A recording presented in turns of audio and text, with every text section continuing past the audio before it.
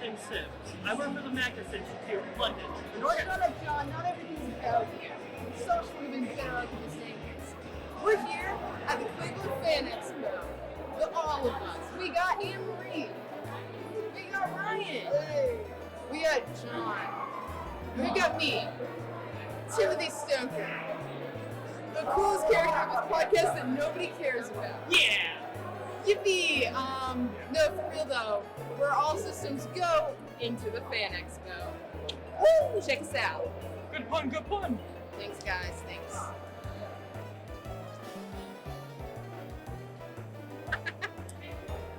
That's making it into the final cut.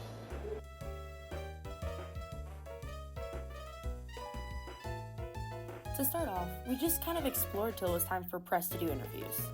Coincidentally, while we were exploring, Jenica ran into one of their friends who was a vendor in Artist Alley. Hi, howdy. How are things going at the con so far? Things are going absolutely fantastic. We're having a good time. I'm meeting all these new people and networking and getting myself out there a little more. So it's been great. Oh yeah, is this your first time being executed? Yes, for a 3-day convention. I've only ever done a 4-hour event once, so this is my first big one. So it's exciting. Oh yeah, hell yeah. And just to plug your business a little bit. So I am a fantasy artist and a dice maker. I made all of these tabletop RPG dice. I make fan art, I make original art. This is my Bog Witch character. Critical Role art, I think is over there. It might be over here, I don't remember. Dice trolls, stuff like that. But yeah, that's pretty much what I do. Oh yeah, and what's your favorite fandom that you make art for? Probably right now Baldur's Gate. Yep. Emery's doing a little dancey dance. Anything else you'd like to tell the folks at home? If I can do it, you can do it. So if anybody else is artists and they're always wanted to be going to an expo of some sort, just do it because it's an amazing experience and literally if I can do it, anybody else can do it. You heard it here first, folks. Follow your dreams. We love you. Anything you'd like to say to your brother who watches the show? I don't know that guy, so no. I'm just kidding, hi Jake. Fair. Thanks so much. Thank you. Oh, yeah, of course. I'm taking a business card. Thank you. Eventually, after a lot of waiting, we got to start interviews. Ryan was very interested in interviewing Butch Hartman, so he went first. Hi. Hello. How's it going? It's good. How about So what are we yourself? doing? I mainly watch an interview, kind of focus on Pros Nickelodeon, since I feel like you've done a lot of different YouTube coverage talking about your time there. So I think it's more interesting to talk about what you've done since then. It's great. I love that. Let's do it. I think just to give some context for the audience at home, what was your reason for finally saying I'm leaving Nickelodeon after so long? You had such a long tenure there. Oh, true. Yeah. You know what? A lot of people did ask me that. Why are you leaving Nickelodeon? I was there for 20 years. Yeah. And that's a lifetime. You look like you're just barely over 20. Very true. I was there almost your whole life. And even though you're doing well at a place and you love it, there comes a time in your heart you're like, I really think it's time to go to what's next right now. Yeah. I'd already done 4 shows for you. It's really out here. And then my last show, Bunsen did 1 season. But at that time I was like, you know what? No, I just think I'm going to go start doing some of my own stuff. And so I said goodbye sadly, but then ended up leaving Nickelodeon in February of 2018. So gosh, it's 6 years. Wow, that is a long time. I'm just curious, does some of that have to do with the shift from cable television and streaming, how people's viewing habits have changed over time? As far as me leaving? Yeah, you want... Yeah. Oh, with me leaving, the reason I left, like I said, I wanted to start doing some of my own stuff, but I also wanted to be able to kind of create things and just make them. Sometimes you have to be studio like people that have to say yes. Yes. And so it can take a long time. So more creative autonomy then? A little bit, exactly. I want to make things on my own more. I don't want to have to go through a bunch of different levels. But that's at a big studio, it's necessary. That's just the way they work. I noticed one of the projects that you're currently working on is the streaming service called Waxes. How's that progressing? Going really well. We turned it from a streaming service into a content company. So we're making content. And then I started making a brand new show called Guitar Teachers Kids Can Buy This. And it's all about and I wanted to make the next Veggie Tale, but I thought as a Christian market there wasn't a lot of really high quality content, so I wanted to add some so we make a show about the garden, which is great to find out the garden.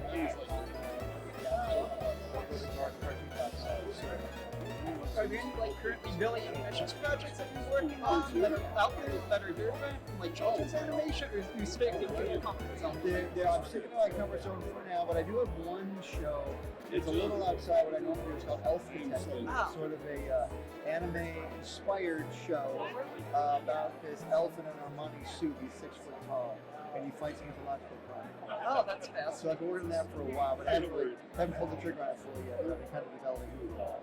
What's kind of that thing that's pushing you back and pulling the trigger on it? Oh, right now the other project at the garden are more immediate need right now. So yeah. Plus, a lot of these shows are very expensive, so making sure you're spending the money on the right one is a very big decision. Oh, that makes sense. And one other question I wanted to ask with your works over the years, because you mentioned you've done 400 shows, what do you think allows you to resonate with audiences for so long? For example, Curly Otters, that went on for like 10 seasons. Yeah. I think what helps the show resonate with an audience is the stories that you tell. And if you can create relatable characters, whether they're a fairy, or a ghost, or a dog, or a monster, as long as the audience can relate to the character, they're going to really want to watch it. So make it funny characters. I always use the example of The Office. Oh yes, of course. It's the most boring environment of all time, but the characters are very funny. So that's why people Is there anything else you want to mention to our audience at home about your current works, or where they can keep in contact about what you're currently working on? Yeah, like, do you have a YouTube and TikTok? Yeah, I have a YouTube channel, I have a TikTok channel, it's got 2.2 followers. And I'm releasing a whole new set of online courses very, very soon. It's like all about storytelling. The art of storytelling and the art of the business of audio. So I'm really excited to be releasing all those. Oh, is that in relation to the books that you've released, like how to sell in Hollywood then? Yeah, or is this I had a book called Mad Hustle, which I'm going to re-release and have that come out soon. Now that is going to be related because I could have taught a drawing class, many people can teach a drawing class as an artist, but I really felt impressed to teach a class about how to actually get a job in Hollywood and what to look for when you're working. So I think people will find it. Okay, then. Thank you so much for your time. You're welcome. I hope you continue to enjoy FanExpo. Oh, thank you very much. Hi, I'm Sammy Brinkhoff. I'm here with Mike McFarland asking some questions. So firstly, one of your big roles is Buggy on One Piece. Yeah. What would Buggy want the One Piece to be? And it's hard to know what specifically he wants besides recognition and power. So I think just the acquisition of whatever it is going to be enough for him. Okay. Yeah. What was it like working on Attack on Titan? It's a wonderful experience. I really love the story, and I feel so honored to have had any part of it at all. Directing the dub, I took it as a huge honor and responsibility. And I love the character. I think the character of John is one of the more relatable characters from the viewer's standpoint. John's actually my favorite character. I love John so much. How did you get your start in voice acting? I have been acting since elementary school. I started doing plays in like 2nd or 3rd grade. I did voice work for commercials and industrials and things like that initially. I got my first audition for anime in 1997, and my first ever role was Master Roshi from Dragon Ball. So straight out of the gate, I had a Dragon Ball show and role in that, so that was unbeknownst to me at the time. Pretty cool, amazing thing. What is your dream role that you could play in the future? Like, if you play anyone, anything, who would you want to play in the future? And I don't know. I always, if you look at existing media, part of the reason that you like whatever it is because of what it already is. So I wouldn't want to go in and mess up any casting or anything that's already out there. So the next cool thing would be an amazing part of whatever it is. And as far as like extending the universe, I love the Star Wars universe, I love the Star Trek universe, I love the Mythos universe. I am of the age where all of those things have been part of me for decades. So if anything of that would be cool. Voice wise, I love anything I've got to be a part of, but it would also be cool to be part of like Western comics of some sort, Marvel, DC, Dark Horse, anything. Would be a neat thing that I haven't ventured very far into, and a fun opportunity if I ever have to do something like that. Thanks. And lastly, have you ever interacted with someone in real life and then have them recognize you from your voice? Not necessarily just from the voice. I have people recognize me from doing like extra features or something that's involved with any of the productions I'm with, like a DVD or Blu-ray bonus or something streaming. But while Jean and maybe Havoc from Loud do other sound kind of close to my speaking voice, I'm not going to go somewhere and have someone recognize me for Roshi sounding like this all the time. Alright, that's all the questions I have. Thank you so much for your time. I appreciate it. No worries. Hello, everyone. We are here with Maggie Robinson. Hi. Wow, this is amazing. So I have some questions for you here. So your two most famous characters right now are Orin and Lady Dimitrescu, and they're both happen to be villains. What do you do to get into the mindset of just villains like that? Question. I think I feel so separated from you. I think every character is different. So every time you approach a character, even if they're both a villain, you're going to be tailoring things slightly differently to each one. And I like to work a lot with physicality, so that's always a big key in for me. I will look at what kind of tempo they're using, their blah blah blah. I speak words for a living. I love mob and technique, if anyone's ever heard of it. So it's all about the psychophysical movement. So like Lady D, I felt never moved in a straight line. She's very curvy and she takes her time because she has all of the power in her. So she can go at So then I started to explore curvy lines, being indirect on emotions, but she's very direct with her speech. She says what she wants, so it's an interesting dichotomy. And underneath all of that, you have this ability to violence that feels like it needs to be able to explode out of her. So you have an internal tempi, you have an external tempi. On like the exterior, whereas inside there's lots of slashes, very violent, aggressive turns happening towards. So that was Lady D, and then with Orin is pretty batshit, and she's crazy too, and she's very indirect, but it's because her thoughts, she jumps quite quickly from thought to thought, and so that meant that her physical expression would be quite big, and she can jump from different tempis quite quickly to create that sense of suspense, because you never know what she's going to do next. So that was very fun to play with too. Hopefully that made sense. I felt like an imbecile trying to speak words aloud, but there That did make sense. Okay. Iconic. So what made you want to get into voice acting? I don't know if I ever went into it with the intention of I want to get into voice acting. I landed here. The voice was always the cornerstone of what I did as an actor. I started off as a singer and studied classical music, and then moved into acting and studied classical acting and Shakespeare. So the voice was always the cornerstone of what I did. And I had a lot of versatility and flexibility. So it makes sense in hindsight that I found my way here. But Resident Evil Village was the first game I ever played, casual. So I really stumbled into it and felt like the role that I was meant to play found me, and the industry that I was meant to be in found me. So that's how I did that. It's interesting with such a classical background that you stumbled upon Lady Dimitrescu, with just how much elegance she exudes. She feels very classical to me. Yeah. She also uses very heightened language that's very Shakespearean. Yeah. So then in terms of prepping the character, I thought a lot about language and how she uses language and how language can be weaponized as yet another tool in her arsenal besides her claws or anything else, but she can really inflict physical pain with her words. And so that was very cool. Yeah. Oh my gosh, this is amazing. Great. Thank you.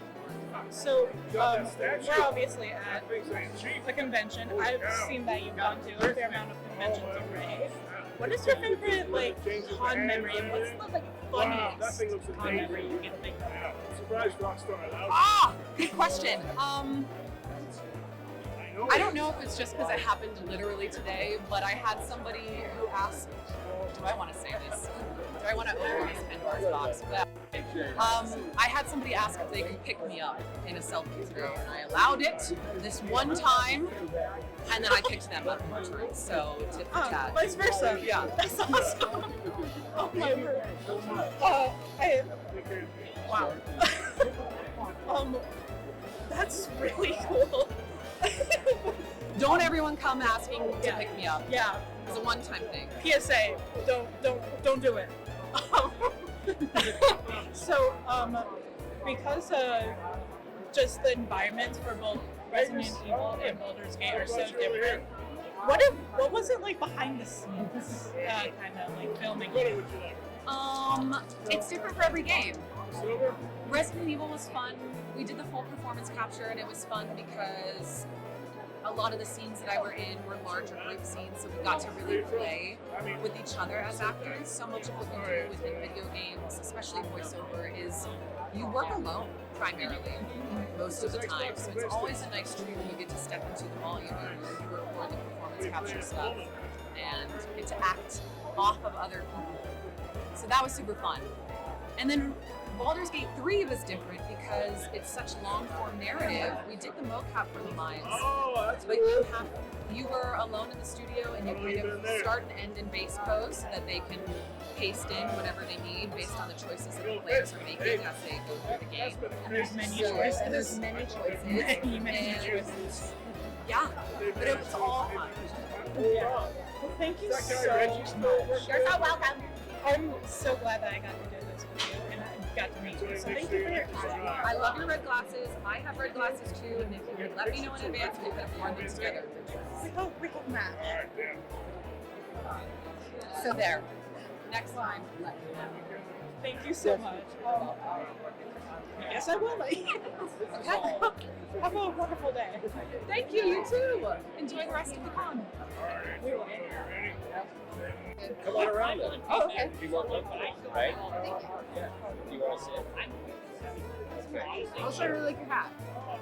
Thank you. Well, when you lose your hair, you gotta go with fashion choices. This is all. I understand. Yeah. I have a hat that's very similar. It's my favorite hat. So. Oh, nice. So I've got a few questions for you, if that's all right. Sure. So first off, you voiced Prince Humperdinck in the Princess Bride game. What was that like? You know what? I thank you for asking because no one's aware that I did.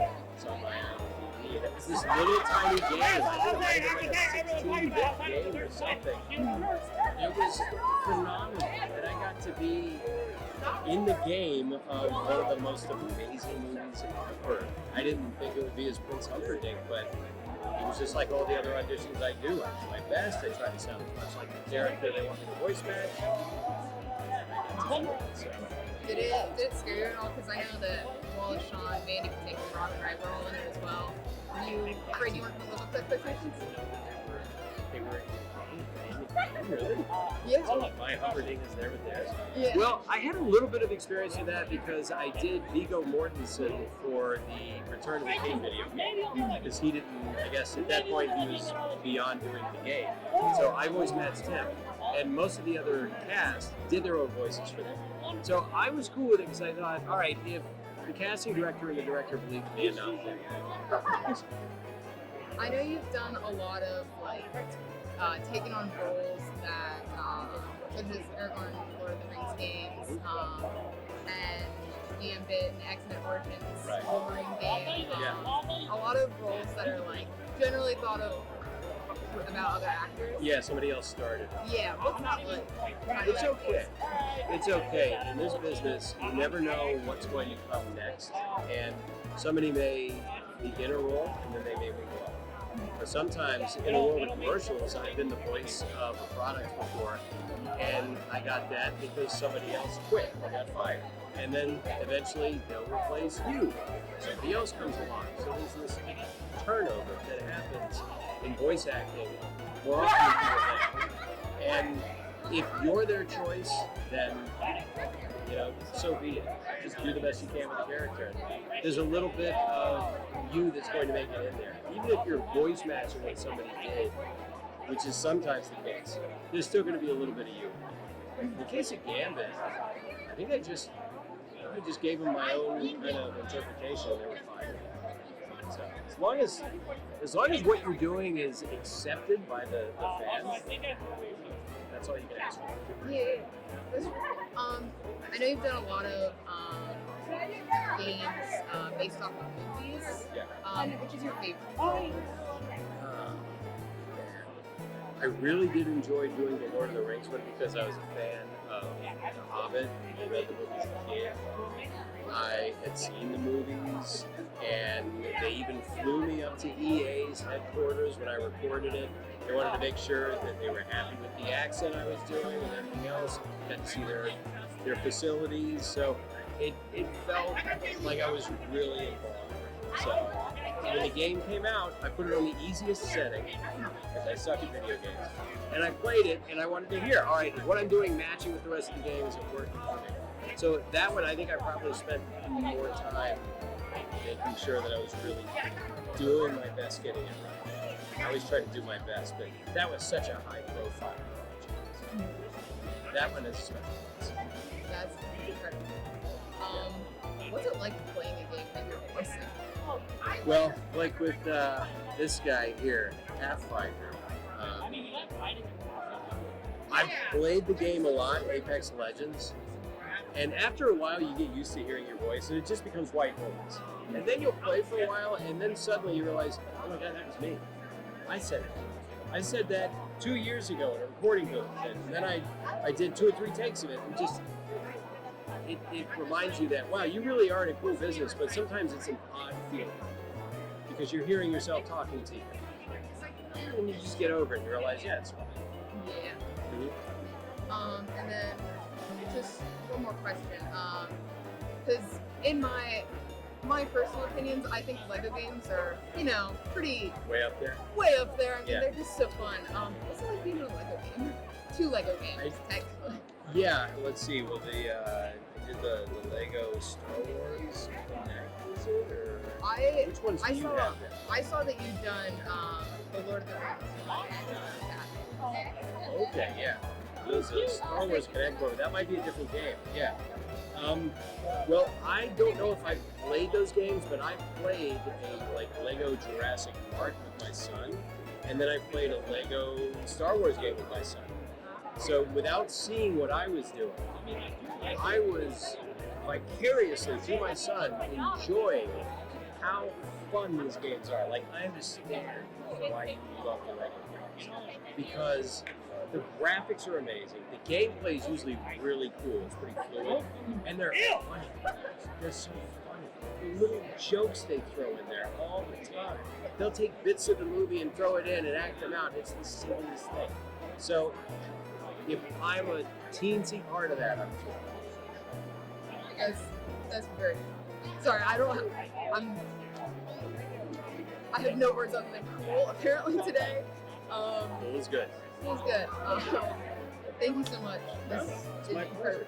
Thank you. Great. Where are you guys gonna put this? I can signal boost you. I mean, if you'd like to, we are TV2, All Systems Go at Penn State University. Okay. We do, TV2 is a student-run television organization. We're one of the internships. Gotcha. So you studying journalism, or not journalism, but broadcast, things like that? I'm personally actually studying acting. Okay. Because it's what you want to do. Because it's really cool. I want to be a voice actor Right. personally. Yeah. And so I'm really like getting to because it's great. It's not bad. I studied broadcasting and telecommunication arts in college and all that, and yeah, same thing. I discovered acting in college, and it's once you're kind of bitten by that bug, kind of ruins it. Yeah. Yeah. Well then, I'll keep my fingers crossed for you. Thank you so much. What you're doing already is really cool. You're getting started, and there's no hurry. So yeah, just You know, if you love it, do it. Thank you so much. Yeah, and then one day you'll be sitting here, someone will be interviewing you. That would be insane. Yeah, absolutely. Thank you. Well, I appreciate it. I appreciate it. Yeah, who else are you guys interviewing today? We interviewed Big Ray Robinson, Butch Hartman, Yeah, Mike McFarland. cool. Trying to get everyone you can? Yeah, we all have each of us has our own picks of who we want to interview. Gotcha. Well, Fred Tamashore is here. He's down there somewhere. I don't know if he's here right now, but he's a good buddy of mine, and he's great. He's been in everything. Everything. So if you played it or watched it, chances are you worked on that too. So you get a chance to ask. But either way, I appreciate it. Thank you. All right. Have a great rest of the con. You too. Appreciate it. So, what are your thoughts on the expo so far?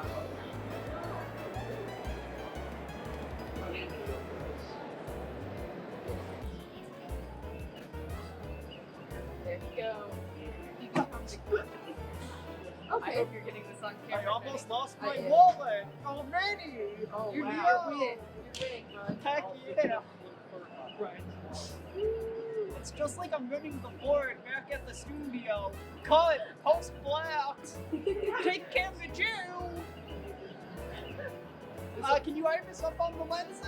No, iris down. I got my words mixed up. I'm a great director, everyone. I promise. Stargate. This is Stargate 4/10/2024.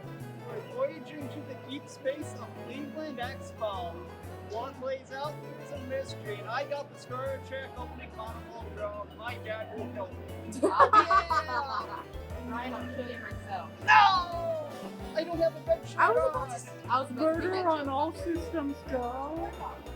Well, I guess, yeah. Look over there! Oh my. Whoa! It's us! On day 2! Everyone.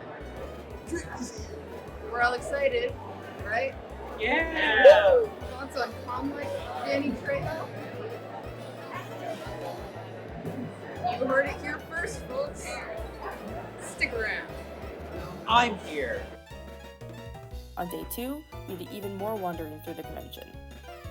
Plenty of people were intrigued by Minnie Mouse, which is Jenica's Muppet, so we got stopped fairly often.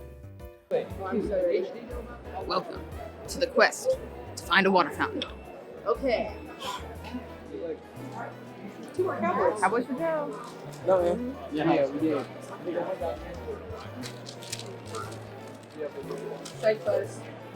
Side quest completed. Word. Great job, everyone. Success.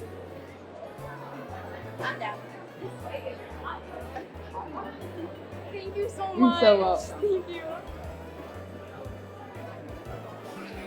There's a scavenger hunt here. Dude, we should do a scavenger hunt. I love scavengering and hunts. Yeah.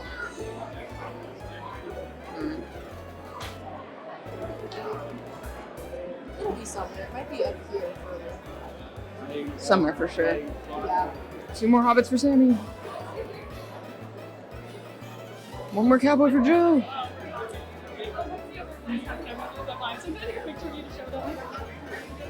Where?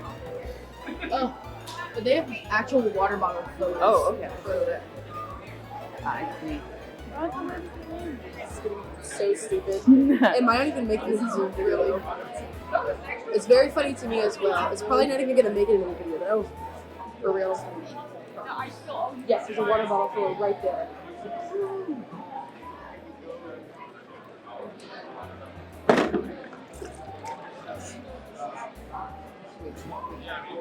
Winner, winner, winner, winner, winner. The thud was very funny.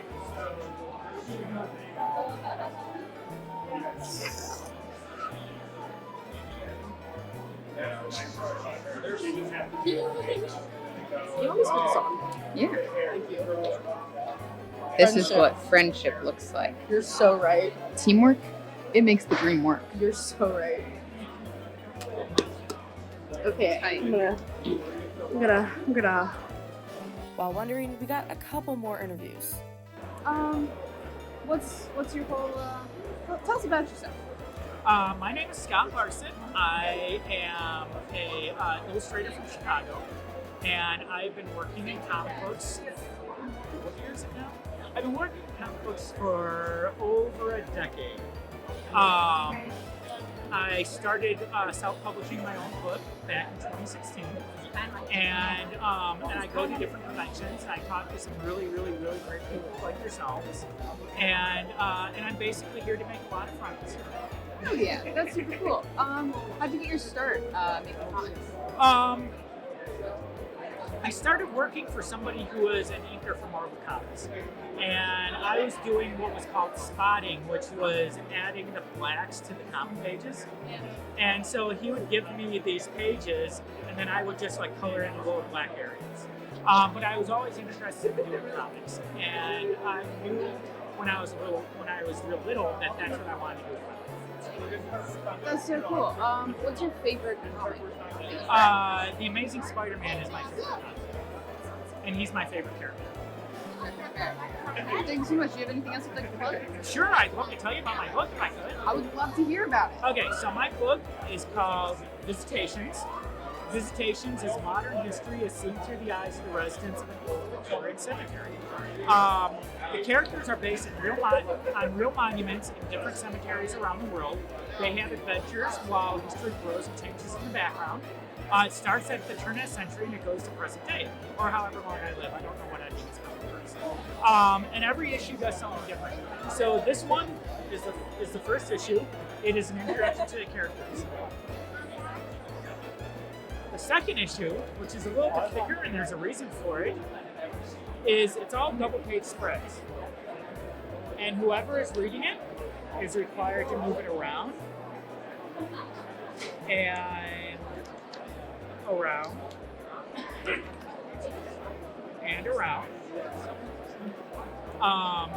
The third issue is a point of view story. So whoever is reading it is the main character, and the main character ends up in a really bad place and sees a murder.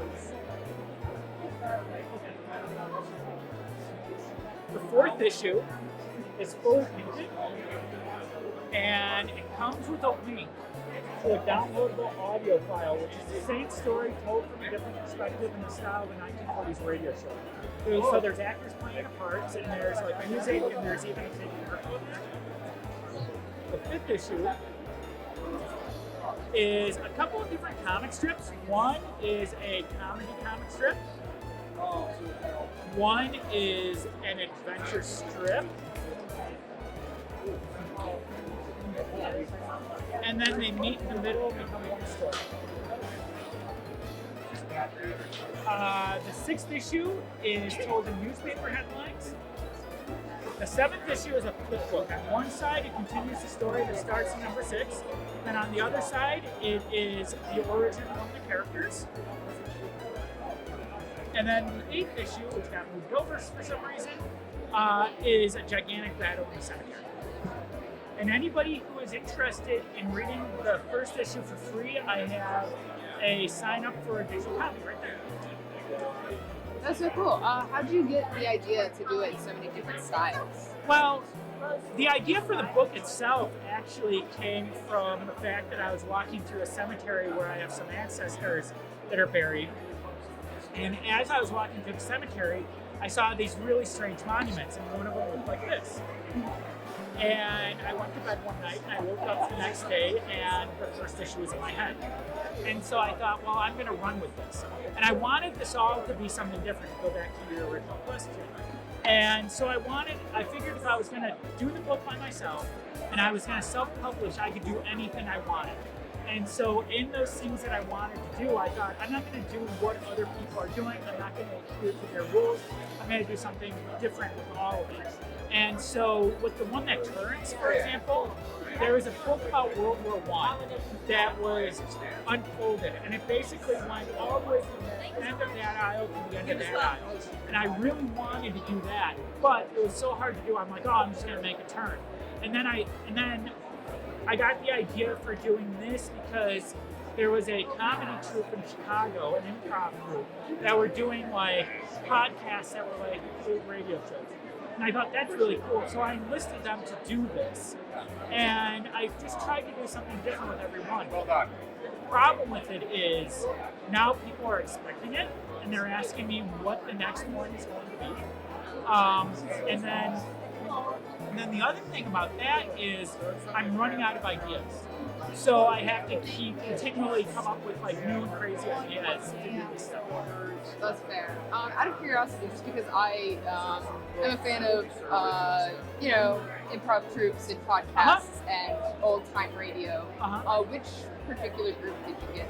So they were called, I got it listed here actually. Locked into Vacancy. They're actually defunct now, but it was live, and it was Locked into Vacancy Entertainment is what they call themselves. And I don't even think their website is still up. And as a matter of fact, the audio was on their website, and then their website was gone. So they had sent me the audio, and I put it in a Google Drive, and so the address on here is for a Google Drive file. Thank you so much. Oh, That's you're so very cool. welcome. Okay, so, first of all, tell us about yourself a bit. Well, my name is Evan Graham. I'm a science fiction author, and I graduated at Kent State University in 2014. Whoa, Kent State? That's so cool. I know! I actually wrote my novel, Tantalus Steps, as a class assignment while I was in school. It was for my independent writing studies major senior project thing. And now it's a published book. That's so wild. What's it about? It is a hard science fiction horror thriller, sort of halfway between the Alien franchise and 2001: A Space Odyssey. Lots of action, suspense, cosmic horror, psychological horror, mystery, a little bit of everything. Oh yeah. What gave you inspiration other than 2001: A Space Odyssey and Alien? Obviously. Those were two of the big ones. I've just always been a big sci-fi nerd ever since I was a kid. I love like the classics like Arthur C. Clarke and Isaac Asimov, and just always through my whole life I've been consuming it and getting all kinds of ideas, and I was like, eventually I gotta bring my own ideas into the world and contribute to the genre that I love. Oh yeah. What's been your favorite part of the concert? Oh gosh, there's so much. I wish I wasn't stuck behind a table because there's a lot to see, but it's probably good for my wallet because every time I see stuff, I'm like, I want to buy everything. But there are so many fantastic exhibits here, very cool guests. There's just tons and tons of stuff to see. If I wasn't behind this table, I'd be everywhere all day long. Yeah. Anything else you'd like to plug? Just if you want to follow me on Facebook or Twitter, technically you can find me on Twitter, even though nobody uses it anymore. You can find me on Facebook at author Evan Graham, or you can go to my website, which is evangraham.org, not .com, .org. But yeah, I look forward to seeing a lot more from you in the future. Oh yeah. Anything you'd like to say to everybody in watching this right now? Study. Your finals are coming. You got stuff to do. Get to it. Oh god, I can make a study now. Thank you. You're welcome. Thank you. First of all, would you like to introduce yourself? Sure. My name is Jeff Brennan. I've worked on, among other things, Birds, The Cowardly Dog, Beavis and Butthead, Dragon Tales, The Simpsons comic book. Let's see. Oh, I did a lot of stuff. Really. So I know both I and showrunner Jenny here are big Dragon Tales fans from our childhood. Would you like to share a little bit about what it was like working with that? Yeah, I mean, you want me to tell you the story I just told you? Yeah, I was doing one show where I was working with one of the actors. He was at a table next to me, and he had Dragon Tales plush on his table. So I said, "Oh, that's cool. I go, why do you have those?" He goes, "Oh, I created the show." And I was like, "I worked on the show." He's like, "Oh, that's so cool." And we ended up exchanging numbers and being good friends. I'm going to be doing a show with him in another month or so. We kind of keep in touch and stuff. So it's kind of cool. The kind of things that happen at these shows. That's so cool.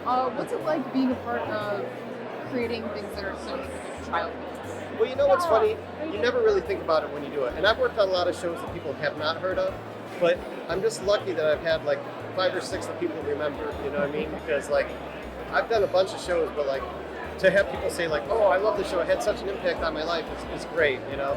Even though there's a bunch of them that nobody cares about, at least I've got a few that had that kind of an impact on people, so I'm happy with that. Oh yeah. What's your favorite show you worked on? I have to say, people are surprised when I say this, but Jumanji, because that was the first episodic television show that I worked on, and a bunch of my friends were working on that. We all moved out to LA together, and it was a really great experience. I was there for like 3 years, you know, and we'd all go to lunch together, sometimes go to dinner together and stuff. So it was kind of like a family kind of atmosphere. So that would be the one for sure. Oh yeah. Are there any new upcoming projects that you can share a little bit about? Well, mostly, I guess I can hold this up. This is Cybergirl Lita. This is what I'm working on right now. I'm on issue 9. I finished up issue 9. Issue 10 is coming out pretty soon. And this is the one I could show. This they put it on Big Bang Theory. I can hold that up to the camera. So they were really good about promoting it, but they have posters on the show, and they started buying copies of the comics. So that's how it really got a lot of promotion. So it's been selling pretty well. That's so cool. Anything else you'd like to plug? Mostly just I'm doing a lot of conventions. You can look for me at the shows. I'm out all the time. I do about 30 shows a year, so I'm out there. Yeah, thank you so much. Oh, no problem. Thank you too. Oh, can I just add, follow me on Instagram at Jeff Wildstar. Cool. Thank you.